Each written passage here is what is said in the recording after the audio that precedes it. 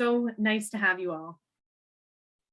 So the first thing that I wanted to let everybody know is that we are going to be recording the session today. So that recording has started. Just a reminder that you don't have to be on screen today if you're not comfortable with it. And private messages are not recorded. So if you don't want to have messages recorded either, you can choose to private message one of our team. So I'm going to jump right into things. My name is Jessica, and I am one of the CACUSS Advising Community of Practice co-chairs. Maybe I'll do a quick, turn it over to Brady and Ali to do very quick intros on our parts, and then we can. Hi, everybody. My name is Brady Zapolsky, and I am the second co-chair for the Advising Community of Practice, joining from Georgian College in Ontario. And I'm Ali Scully. I'm the NACADA chair of the Canadian Advising Community, joining from McMaster University in Ontario. Thanks to you both. So today we're very, very excited to bring you a session on decolonizing our advising practices. This has been in the works for over a year now, so we're incredibly excited to have it happening today. So we're going to get started with just an acknowledgement of the land that we're all on here today. So our advising practice spans all of Canada and even into North America. So personally, I am a visitor on this land, and I want to start this session today by drawing attention to the fact that all of us are on the traditional and often unceded territories of a variety of First Nations, Métis, and Inuit peoples. Our community of advisors, as I mentioned, spans all of Turtle Island, and therefore we're called to be cognizant of our interconnected responsibility to upholding the treaties and agreements that affect all parts of our nation. We are extremely grateful to be gathering with you all today and to be able to live and work on this land. I encourage everyone to add to chat the information about which communities and peoples were affected by our ancestors settling on the land that we now each occupy. For myself personally, I'm on the traditional territories of the Mississaugas of the Credit First Nation, the Anishinaabe Nation, the Huron-Wendat, and the Haudenosaunee Confederacy.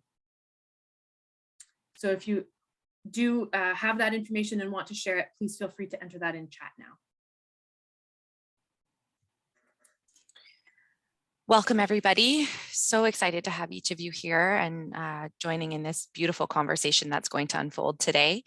To just give a bit of a background, we're planning on just doing a quick welcome and introduction to the session that we're hosting today for the next couple of minutes.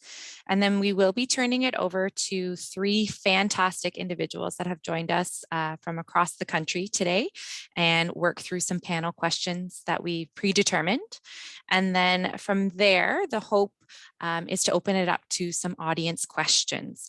So during the conversation today, feel free at any point to post a question openly into the chat if you're comfortable, or if not, you can privately message it to Allison Scully, and she's going to be tracking those questions for us. And we will work through as many as we possibly can, and then take note of those that we may not make it to today, depending on where the conversation flows to.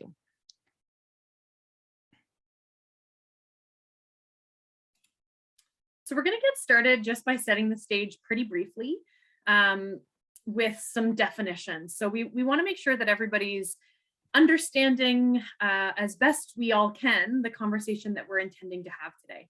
So colonization is defined as the process of settling and establishing control over the indigenous people of an area, as well as the act of appropriating a place or domain for one's own use.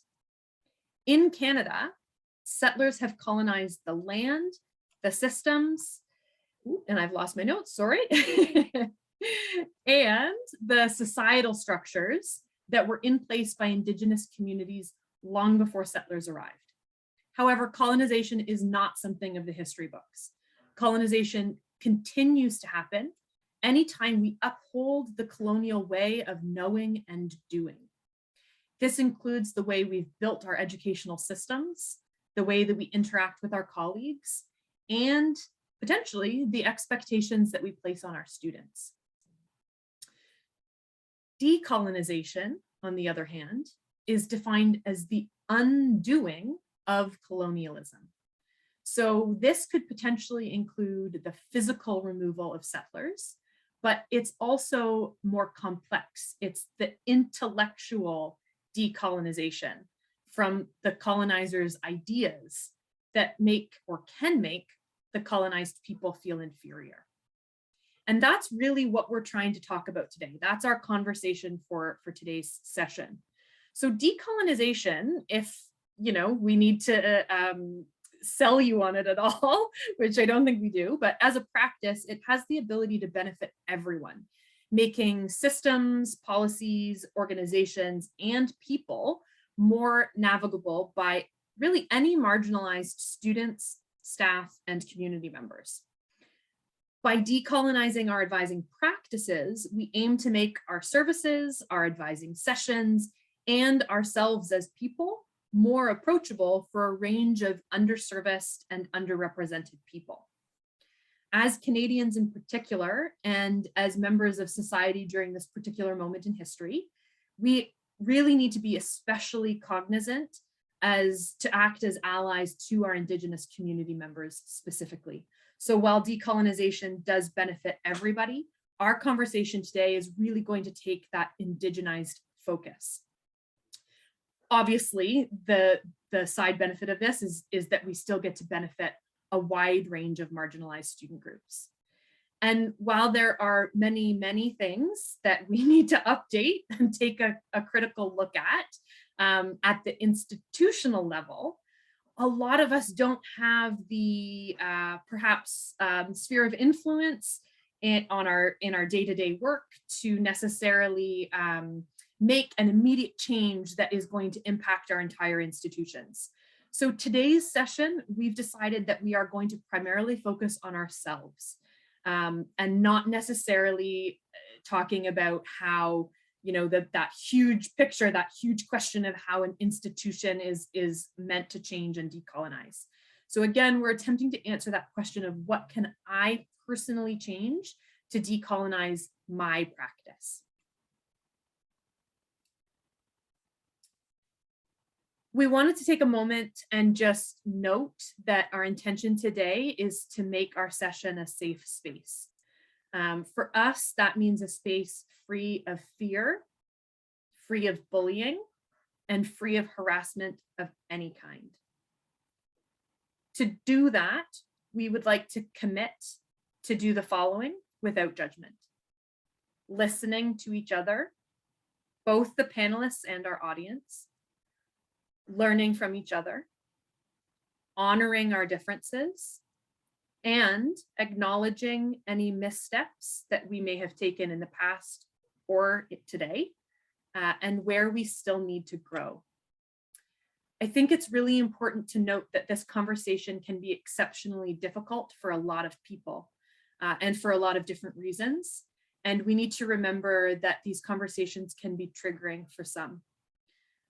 With that in mind, I think that we need to try and bring our authentic selves and ensure that we are being respectful when we do talk and ask questions and share our perspectives. This can be an exceptionally personal conversation for many, many people. And we want to really point that out, that this isn't necessarily a conversation in the abstract. This is a conversation that is very tangible and real for all of us. I want to invite one of our panelists, Bobby Lee, to offer some more thoughts on this and perhaps to offer some good thoughts for us to start this session. Thank you, Jess. Aisquaichel, good morning, good afternoon to some of you. I'm Bobby Copeland. I'm just here because I think it's really important. I'm very grateful that we are having this discussion today. And I just wanted to open my hands and my heart and ask our ancestors our indigenous ancestors and your ancestors to come and sit with us today to talk and discuss about this difficult situation that we are going through. I think it's an amazing opportunity for everyone to learn, myself included. And just like Jess was saying, that we're here to listen and to learn and to be together with an open heart and an open mind. And I just want to give thanks that we have this opportunity to sit together and learn, and to pray that we do this in a healthy, loving, caring way. And remember to protect yourself, because there might be some triggers that might help. So please look after yourself. And Haichka.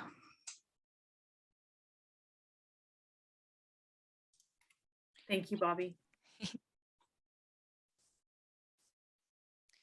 So thank you, Jess and Bobby Lee, for doing an incredible introduction.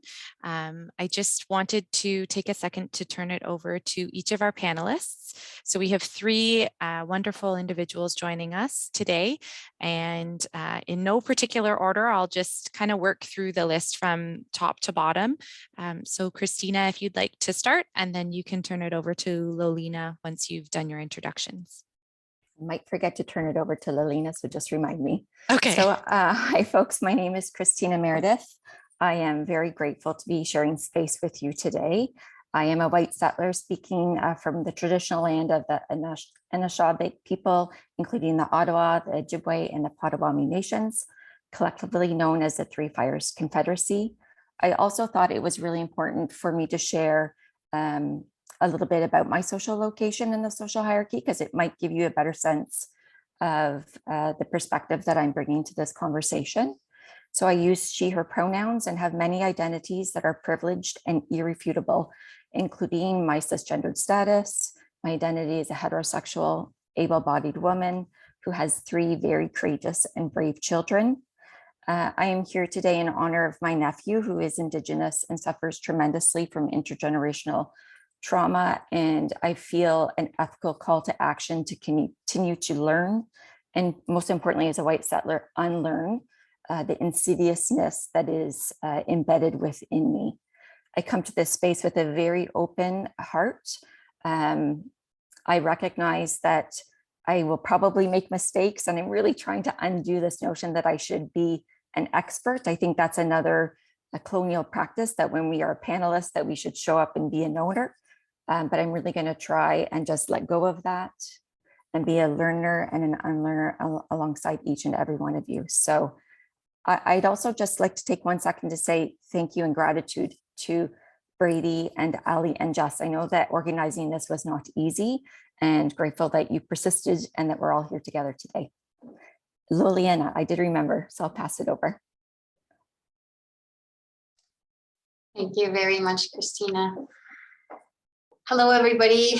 My name is Justine Copeland, and I am excited to be here. I'm honored to have been asked to participate in this panel. I don't claim to be an expert, but I am passionate about the subject. So I am, excuse me, happy to share my opinions and my views with you all. So I am excited that you are here, because it means that you care about this topic. I want to acknowledge that I am living and learning and come to you from Thompson Rivers University, which is situated on the traditional and unceded territory of the Kamloops to Secwepemc within Secwepemc-Ulu. I've been an advisor at TRU for over 20 years.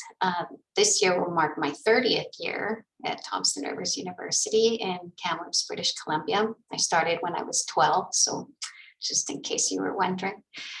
I want to also thank very much and acknowledge Vernie Clement, Maddie Chilihitzia, and Thriza Kennedy. They are Indigenous colleagues from Thompson Rivers University who kindly collaborated with me to enrich the answers to the questions I received as a panel member. So I am grateful to them for their perspectives and their opinions. And I also represent my son-in-law, who is Indigenous.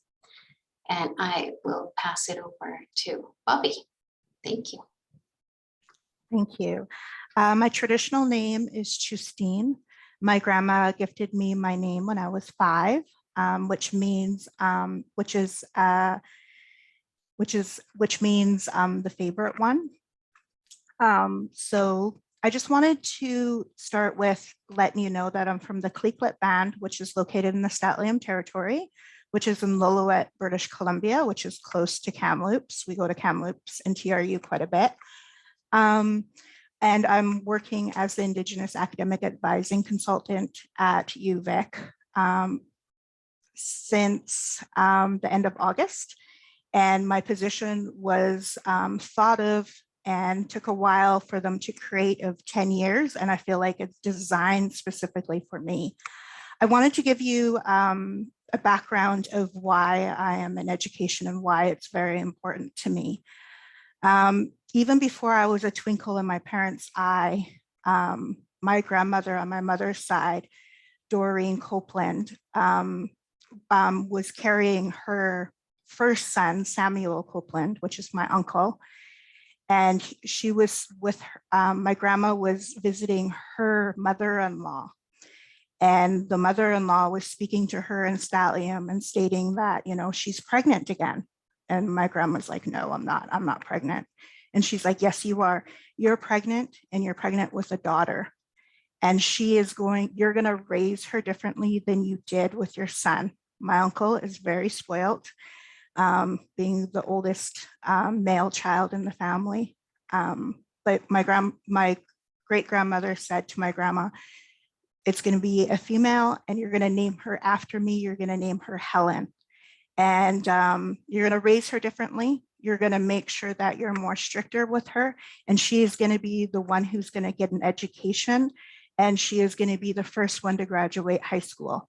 And my grandma was just like, okay, yeah, whatever, you know, that's her mother-in-law. She just kind of agreed with it. 6 weeks later, she found out she was pregnant. And yes, she was pregnant with my mom. And my mom was the very first one of our family to graduate from high school. She was also the first one to go on to post-secondary school and graduate with an undergrad. She also had one daughter. And her gift of showing me how education is very important. I'm the first to graduate with my master's degree. And my mom graduated 10 years after I graduated with my master's degree. And now my mom, myself, and my son are in the run of trying to see who's going to be the first to graduate with their PhD. Education is very important to my family.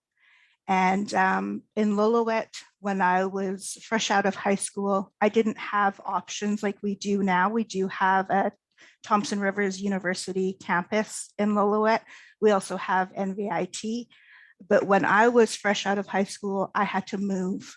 And I told my elders that, you know, I'm going to be moving, I'm going to get an education. And my elders told me, yes, you can move, but you have to remember knowledge is a gift. So everything that you learn when you're out there and you're traveling and you're learning, you need to come back home and you need to share that knowledge. And that's what I do regularly. I do travel quite a bit. I did my undergrad with University of Lethbridge and my master's with University of Saskatchewan. I've worked for TRU, NVIT, Koopmans, and now UVic. And everything that I've learned, I bring home to my community because remember, knowledge is a gift. And I thank my great grandma who's been watching over me, and I really wish I got to meet her. And I know she's with me every day when I'm doing the important work that I'm doing. So I just wanted to share with you why education is important to me and why I'm here. Cooks Jim. Thank you, Bobby Lee, for pulling up the last round of introductions. And it's a pleasure to have all three of you here with us. And I think on that note, it's important for us to jump into our first question so that all of these participants can start learning and growing from each of you. So from your professional or personal perspective, please share why you believe this conversation is important in our current context. So I think Lolina, if you're okay to start first for this question. Sure. Thank you. Thank you.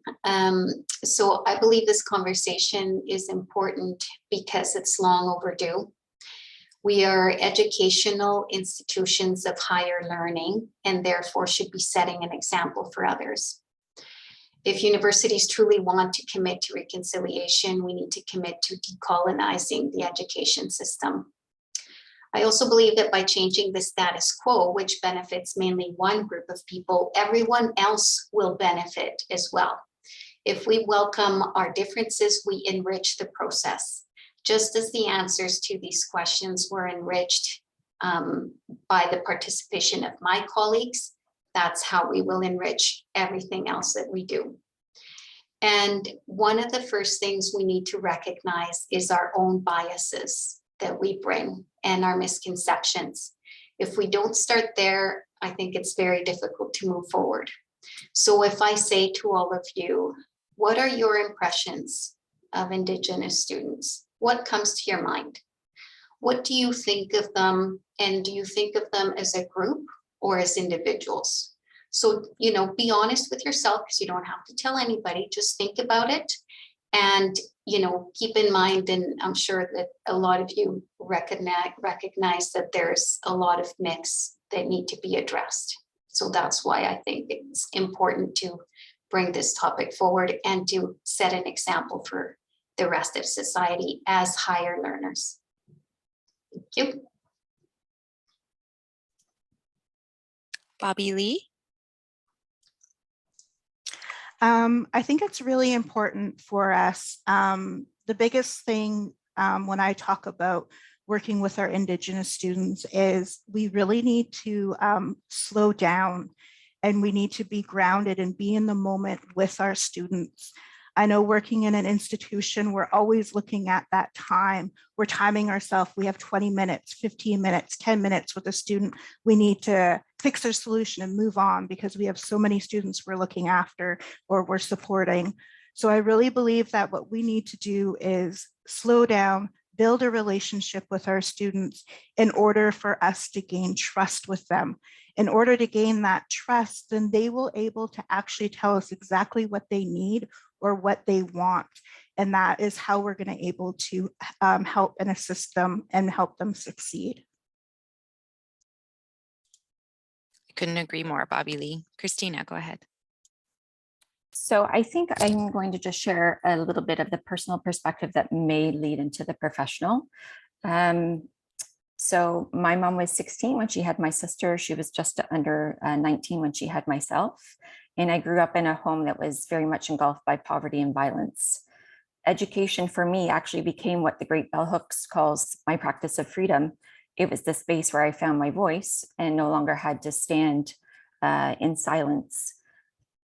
I had the great opportunity of going to University of Victoria and completed the master's in social work, critical social work. And it was the first time that I realized that while education may have been my practice of freedom, that as a white settler, it was a significant system in terms of eradicating Indigenous knowledge and worldviews. So it was the first time that I actually realized that I was complicit in perpetuating colonialism, that I actually learned what my role was. The other, I think, significant learning for me, perhaps unlearning, is that even though my childhood was informed by violence, at that point in time, again, another practice of freedom that I enjoyed because of colonialism was that I got to stay in my family home. And I really believe that's because the state was too busy tearing Indigenous children from their homes to worry about two white kids. And again, it was another reminder that as a white settler, I have benefited tremendously from colonialism. So as advisors, I really think that part of the conversation, I believe that it has to start with self. It's very easy to focus on again, as a white settler, the indigenous other, but if we don't understand our own role and how we've benefited in colonialism, then it's going to be very difficult for us to disrupt our practices in honor of indigenous worldviews. And I have a very dry mouth right now because the personal piece made me very nervous. Okay. Thank you for taking that time to share, all three of you, with each of us in this group. To build on that, how do you think that we as individuals or institutions unknowingly or knowingly marginalize Indigenous students by the ways that we approach advising, or more broadly, deliver services in general at our institution? So I'd like to start with Bobby Lee, if that's all right.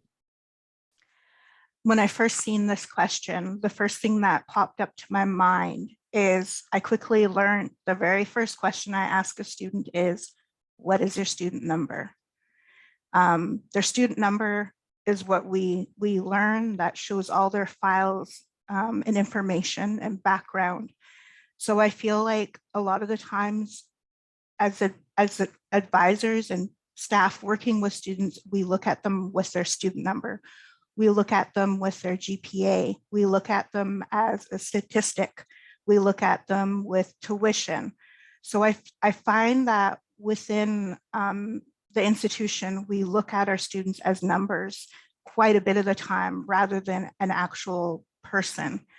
I find that, just like I mentioned earlier, that, you know, we're also looking at that time. So we want to help you fix your problem and move on. But sometimes that's just a temporary fix because we didn't have enough time to find out exactly what is going on and building that relationship. And with us doing those temporary fixes, it doesn't really help and support them, maybe for a little while, but something bigger comes up. And if we actually sat there and been with them and found out the root of what is going on, we could have prevented many other issues that could perhaps come down the way. So yeah, that's the big thing I think we do, is it's always about the number. We're still looking at our students as numbers. And I really hope that we can change that and personalize and could get to know our students more. Thank you. Christina? So Bobby already alluded to it, but the statement that I had was facilitating transactional versus relational advising and really getting to know who our students are, their multiple and intersecting identities, how they want to show up in this world, and then reciprocally sharing with our students who we are. Because once we can start to cultivate and foster that trust and really engage in dialogue with students, that's when we really get to see the practices of possibility that can come alive. Some other points that I had is ignoring the history of ignoring Indigenous history and colonialism. In social work, we call it upholding an epistemology of ignorance. And I think we would all agree, like, we just can't do that anymore. But it's easy, again, I'll speak as a white settler, for me to forget. And so we have to hold each other accountable. And it can't just happen at particular moments in time across the student life cycle. We have to hold ourselves accountable to unlearning and learning. Liliane, I think, made this comment, but making assumptions about who we think our Indigenous learners are, and are failing to recognize that one's experience is also mediated by other social location factors. So in my mind, I might think that an Indigenous learner is someone that registers with the Indigenous Center. But if I actually had a conversation and got to know who my students were, I might uncover or reveal or learn that many more students identify as Indigenous, but they've chosen, for many and multiple reasons, not to self-identify with the centers. This one, mistaking acts of resistance as threats to the self or institution. What I mean by this is often we have students that show up in our offices with many, many emotions, big emotions. And I've had so many conversations with advisors over the years that have taken that very personally. And what I've tried to help them understand is this isn't about you. This is about holding space for those human emotions to emerge so that healing can happen. And so the next time you have a student in your office who is experiencing those big emotions, maybe lean in, really try to understand what is happening in that moment. Is this, and I guess the other piece there is disrupting the notion of the problem student, instead trying to look at how the system has potentially created that problem. The other piece is advising on policies that are inherently racist and are created to maintain the dominant status quo, and yet we do it all the time, unquestionably. I'm going to tell you about the academic integrity policy. I'm going to talk to you about the GPA policy, and we just do it because it's part of our practice as advisors. And I'm just going to share one story, and then I'm going to send it to the next question. But I'm a new associate dean in an academic area, and the first incidents of academic misconduct came across my email.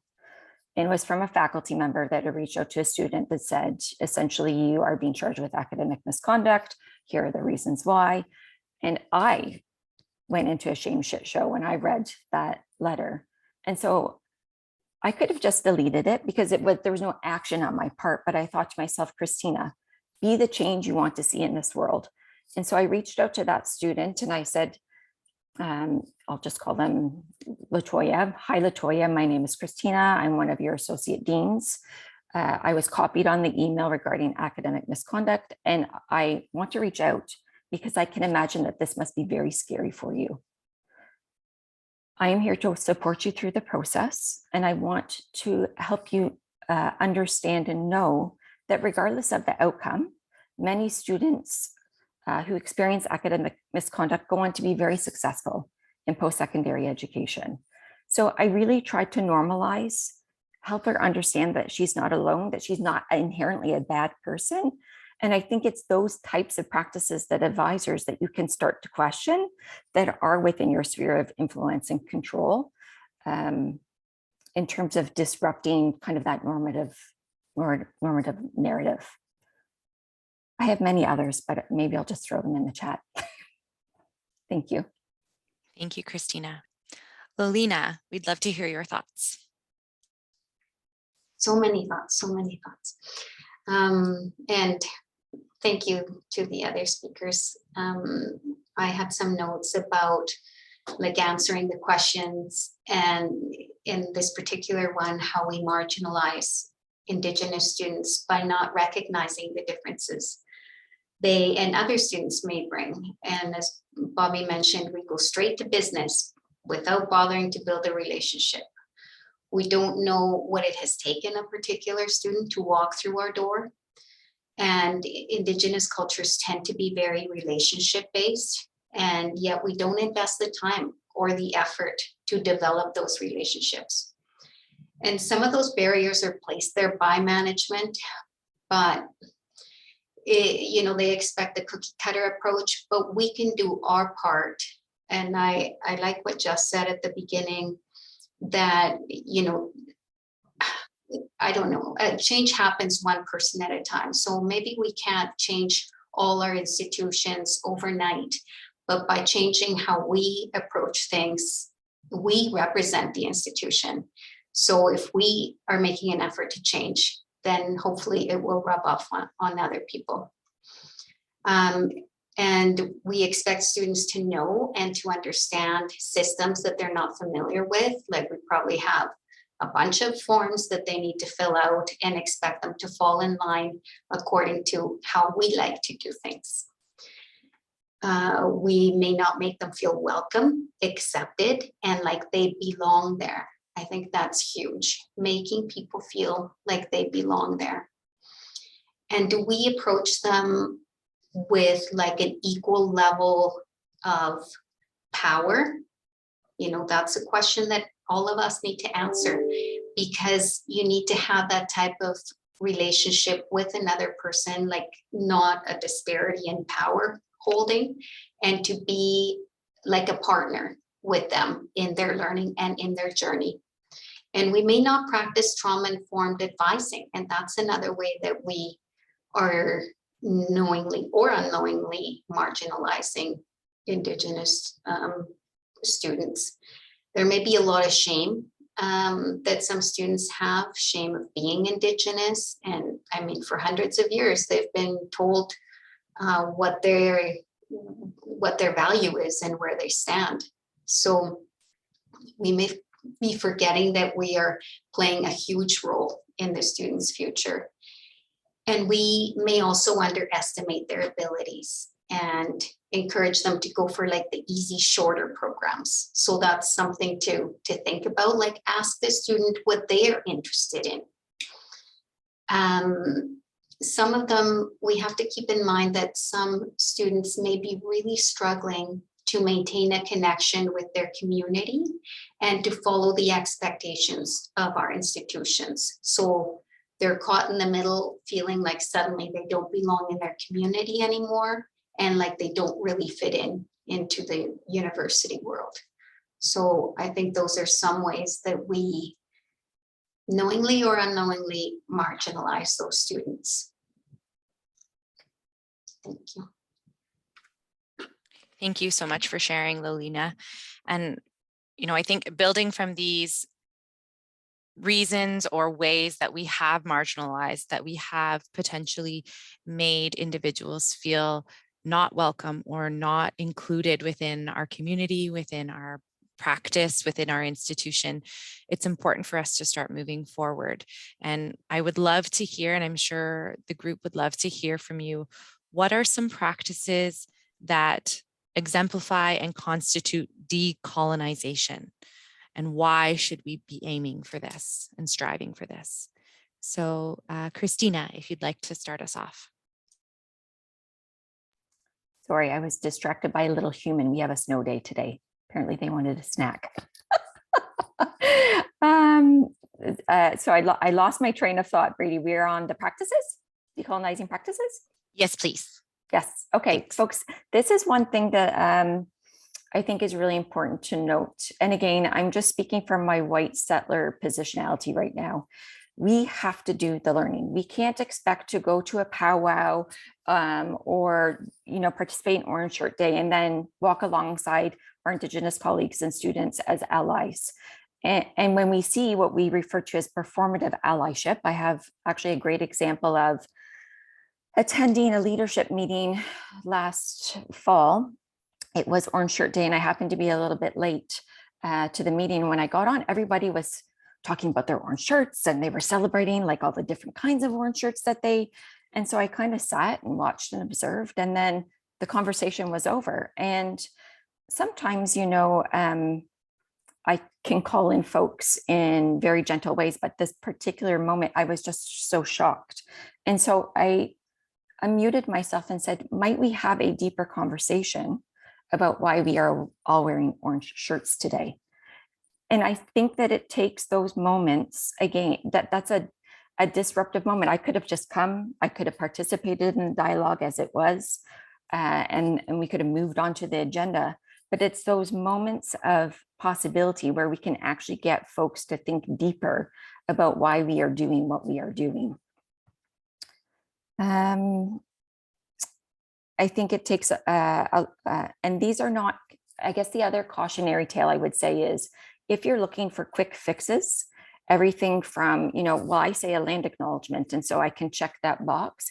Even that notion of a land acknowledgement, digging in deeper to understand the history, which I didn't even learn about whose land I was situated on, where I work, play, live, until I went to UVic. And that was only 7 years ago. So I think it's our responsibility to engage in constant learning and unlearning. And there are no quick fixes to this work. If you're looking though for a practical example, which I know some of you might be, the one thing that I often think about, and it kind of goes back to what Liliana was saying about power. How are we using our space? Because perhaps space is one way that we can, again, look at decolonizing our practice. Are we always asking students to come to our space? Are we requiring them to book an appointment? When they get into our space, is there a desk, like a very bureaucratic desk between us? For our Indigenous learners that do register with the Indigenous Resource Centers, are we asking for an invitation to their space?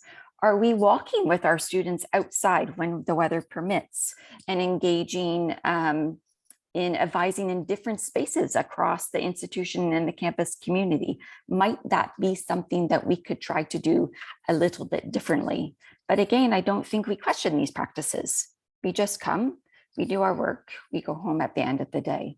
So that might be a bit more of a practical example of some questions that you might want to ask in terms of this notion of decolonizing.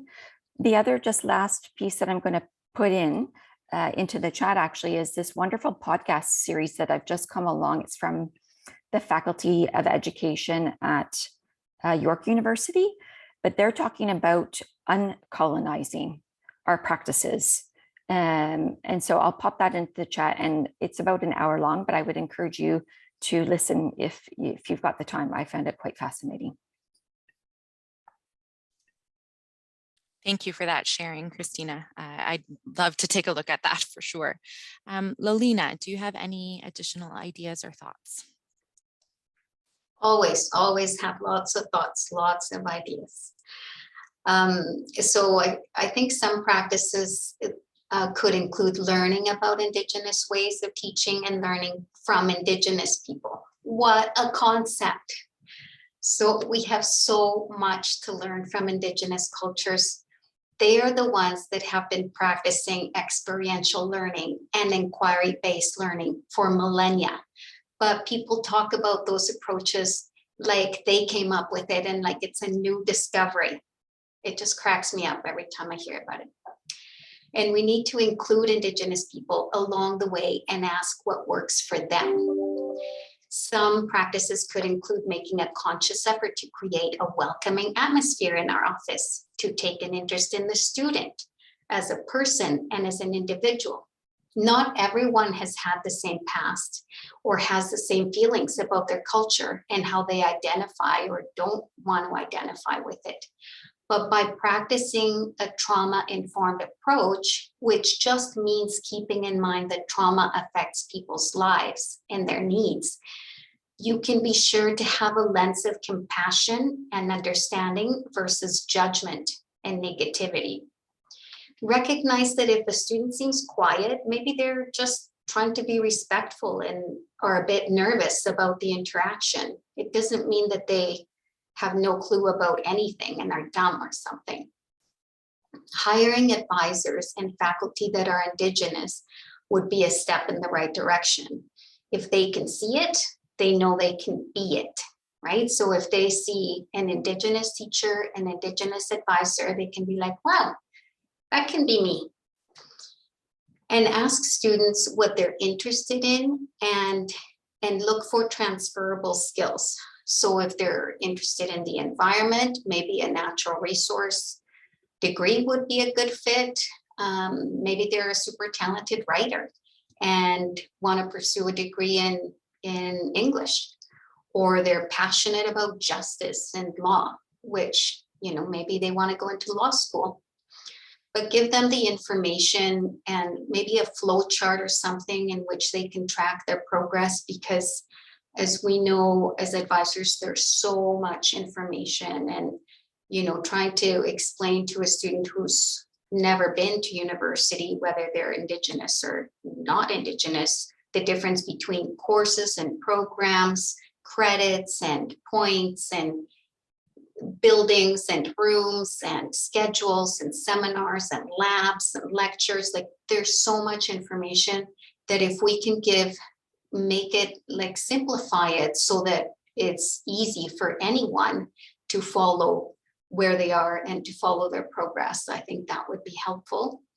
And they may need more than one quick advising appointment. And I think the other important thing is to act like a facilitator, not a dictator. So don't just say, well, this is the way it's got to be. Like, give some options, for goodness sakes. Like, when I talk to my colleagues yesterday about, or the day before, about these questions. They said that one of the things they often hear from students is that they get a lot of no, no, no, can't do this, can't do it that way, can't take this course, can't do that program.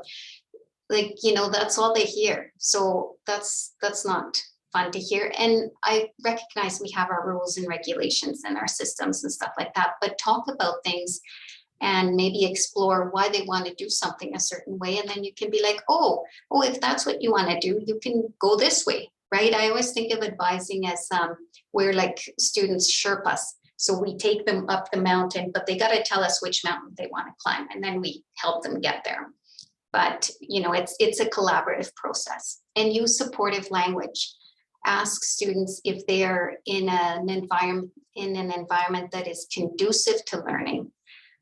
Because reasoning and learning can only happen when there is safety there, when they feel safe, and when their emotions are regulated. So that's how like the brain works. You have to feel safe, and then your emotions are regulated, and then you can use reasoning. So if they're in a volatile environment and, you know, there's so much uncertainty, that's going to be very difficult to learn in that environment. So I know we can't solve every problem that every student has, but even just being there for them, I think will make a big difference.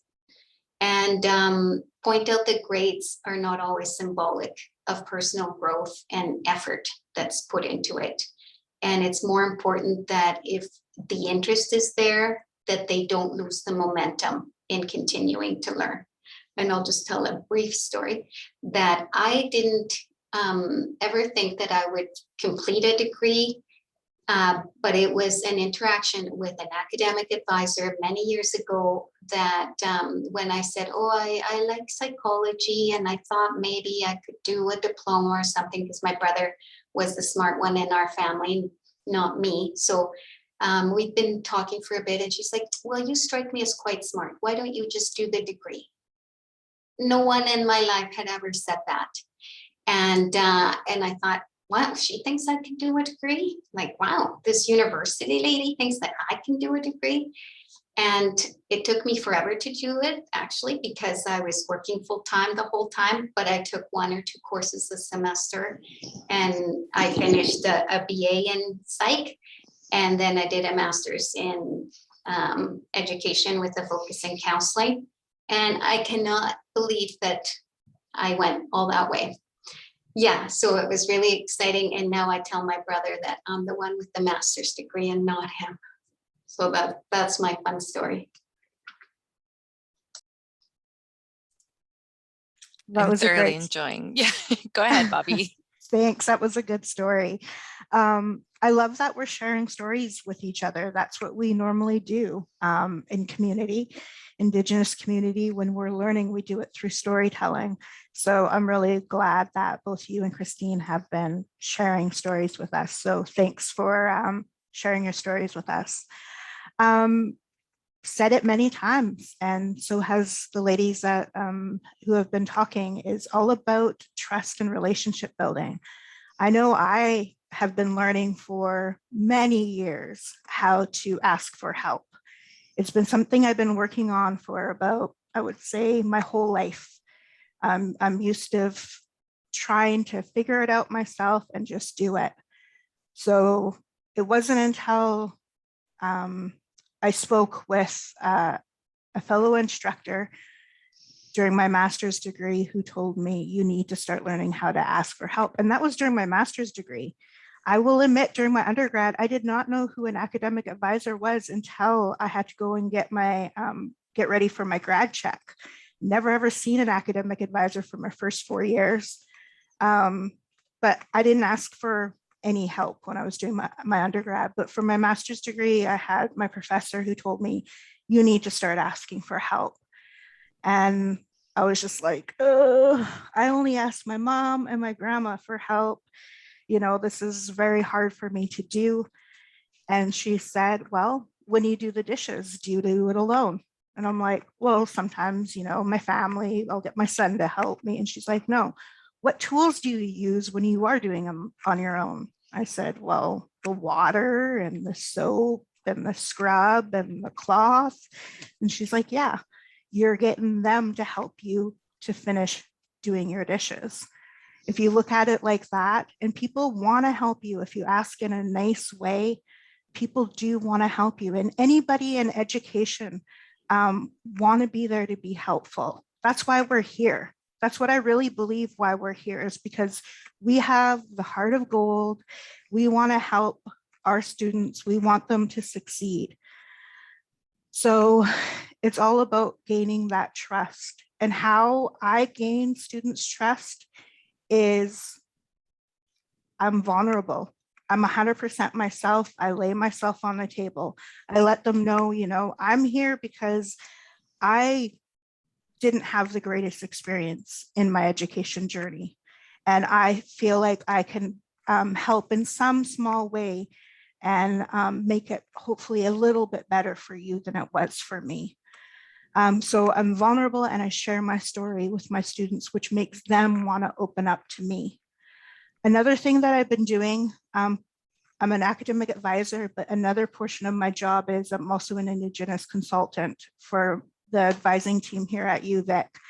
And I'm very grateful to my supervisors that they give me some time at the end of our staff meeting to talk about indigenous cultural practices. And what I've been doing with my amazing team, hi UVic team, thanks for your support, is they're learning how to do the traditional acknowledgement.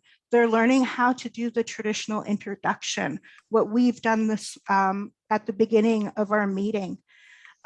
Just like Christina was saying, she built a connection with me by just stating that I work at the University of Victoria. Right away, she built a connection. I say connection because I used to be a kindergarten teacher as well.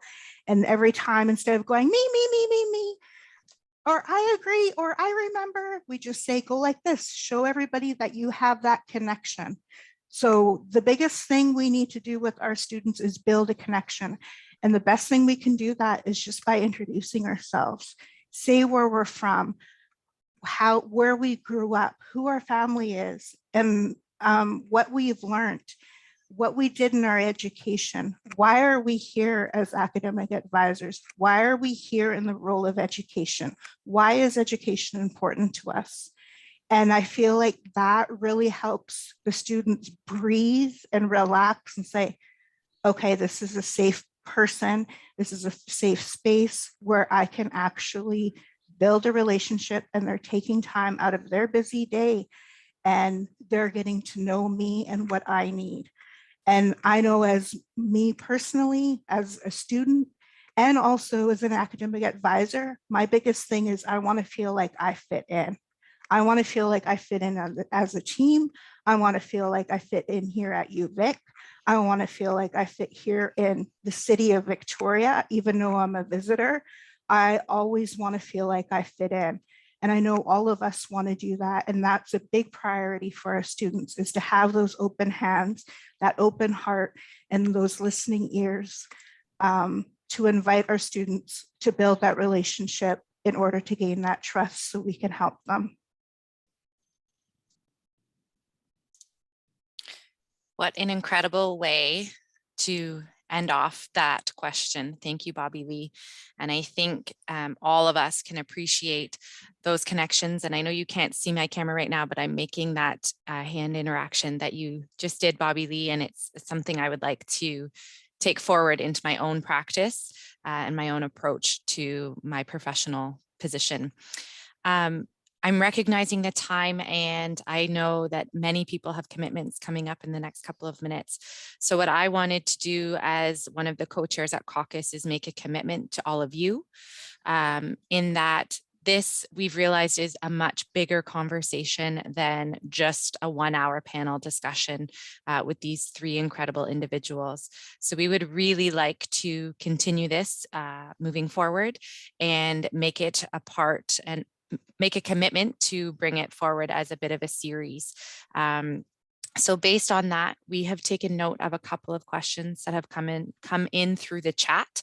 And we've also recognized that there's probably so much more that Bobby Lee, Lolina, and Christina could share with us.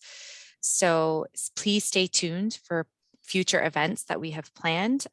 We definitely want to bring bigger conversations forward in the fall, recognizing the summer can be a lot of downtime for individuals such as ourselves.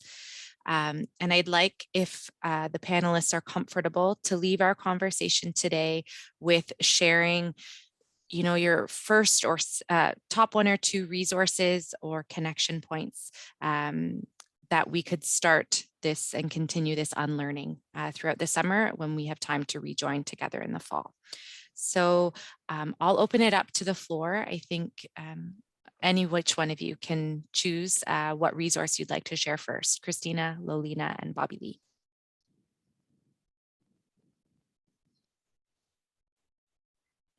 Sorry, Brady, do you mean like resource? Like I put the podcast in the chat, is that what you mean? Yeah, so any resource, yes. So your podcast is a perfect example of it. Okay. If you have any others, amazing. And if not, Lolina and or Bobby Lee, if you have, a burning resource that you want to share with people right now to continue their learning throughout the summer. Well, I just wanted to say the biggest thing is just like what we've been saying this past hour is it's about relationship building, not only with our students, but also within different departments. So in your institution, do you have, here at UVic, we have the First People's House that we do a lot of networking with. So I think the first biggest step is to have those personal resources because I'm newly at UVic again. I took 7 years off of UVic. I was in a different department, but within those 7 years of being gone and I came back, there was so much more resources that we had available. So the biggest thing that you can do for yourself is build those relationships internally within your institution, find out what the local resources are and what they're being utilized, and then you can build on top of them. For people who are in British Columbia, we do have the First Voices app and also website that will teach you the different languages that we have in British Columbia. We also have the First Peoples Cultural Council available as well, and they helped with the First Voices app. There's the language map on there. I do have a language map in my office where students, when they come and see me, they get to put a sticker on where they're from, and I'm hoping that my map's going to be covered from all of students from all over the place. And it just warms my heart that we're reaching out to that many students across BC and Canada. So those are the main resources that I have to share with you today. Okay, deal. And I guess I will say, I know that we don't have a lot of time in our day for doing as much as we would like to do with all the students that we have. But if you make that little bit of time that you have, if you make an effort to show the student that you care and that they belong there and they're accepted there and that you wish you had more time, that will go a long way. That will go a long way. That to let the students know that you wish you had more time, but you have somebody else coming right after, but that you want to make sure that you help them as much as you can during the time that you have. That it goes a long way. It makes a big difference. Thank you both for sharing. So I know we had a couple of questions that came in for the Q&A, but recognizing it's a couple of minutes after 2 already, what I'm proposing is perhaps we could share these questions with the 3 panelists. And if you're comfortable, you could provide a brief written response to myself and Jessica and Ali, and we could post some of your thoughts or resources or recommendations based on the couple of questions. But I'd also like to, or we will also bring these questions forward for our future conversations, because we've seen very often throughout the chat that this is only the beginning of the conversation that we need to have. And all of the individuals here, and I clocked it in at 137 people that joined us today. We all have some work that we're really hoping to bring into our practices and continue to learn and share with others so that we can continue breaking down these barriers and concerns for individuals that are seeking our support and coming to our institutions. So on that note, I wanted to say truly thank you to each and every one of our panelists, Bobby Lee, Lolina, and Christina. It has been an honor learning from each of you today and hearing your perspectives and your stories.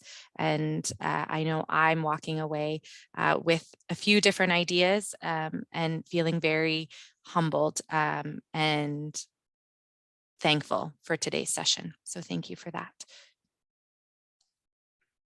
Very welcome. Thank you so much for inviting me. And I'm very grateful to everyone that attended. Thank you for taking an interest in this. It means you care, and that is huge. That's the biggest #1 thing, is caring, right? So thank you. Awareness is the first step towards change, and we have to keep hope and possibility alive. So with gratitude. Yeah.